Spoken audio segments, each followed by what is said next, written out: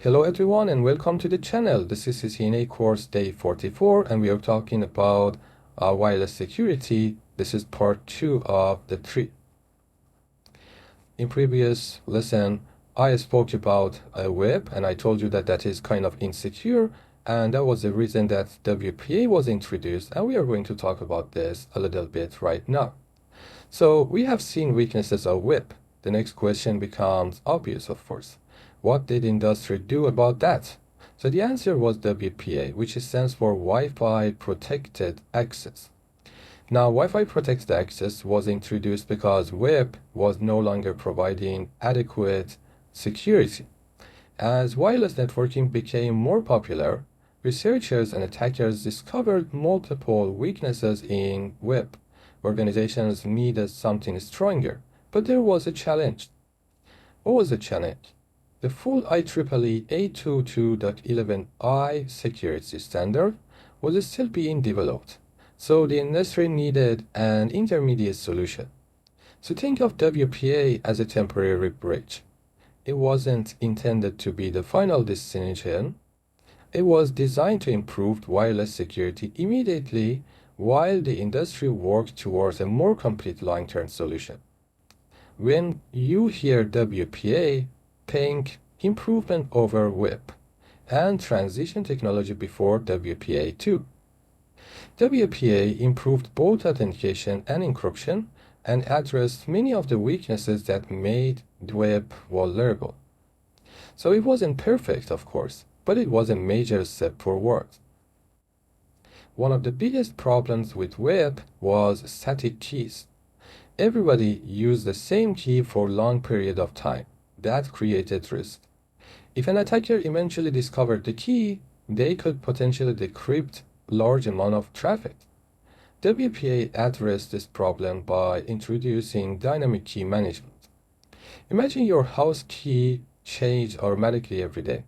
Even if someone copied yesterday's key, he wouldn't help them tomorrow. This is similar to what WPA attempted to achieve. WPA generated changing encryption keys rather than relying on one permanent key. WPA also introduced TKIP, which stands for Temporal Key Integrity Protocol. Remember that WPA uses TKIP and provides better security than WEP. Okay, let's have an overview of WPA2 now. WPA2 is one of the most important wireless security technologies, and it is based on the IEEE 822.11i standard. Unlike WPA, which served as a temporary solution, WPA2 became the long-term wireless security standard, which is used with industry. For many years, WPA2 was considered the gold standard for wireless security. The biggest improvement was stronger encryption. So instead of relying on TKIP, WPA2 used AES-CCMP. When comparing WPA and WPA2, WPA2 is stronger and it is the preferred solution.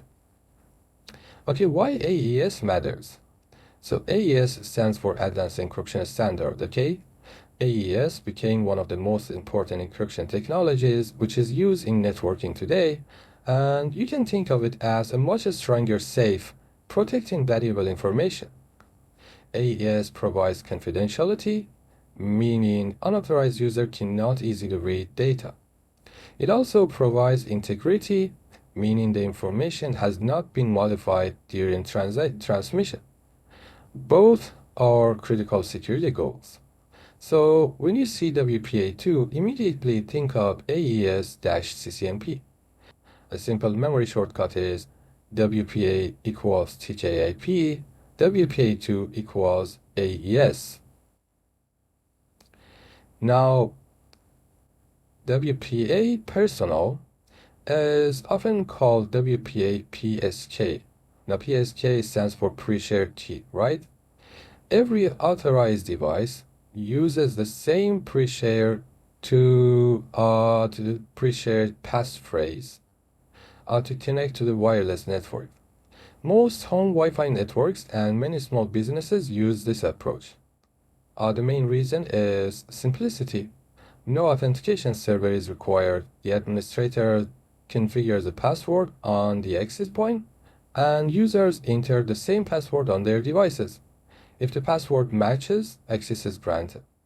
This simplicity makes WPA Personal very, very popular.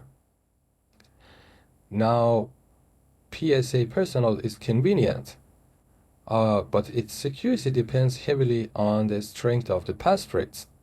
Weak passwords are vulnerable to dictionary attacks.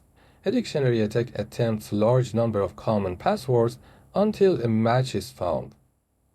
So strong passwords dramatically improve security.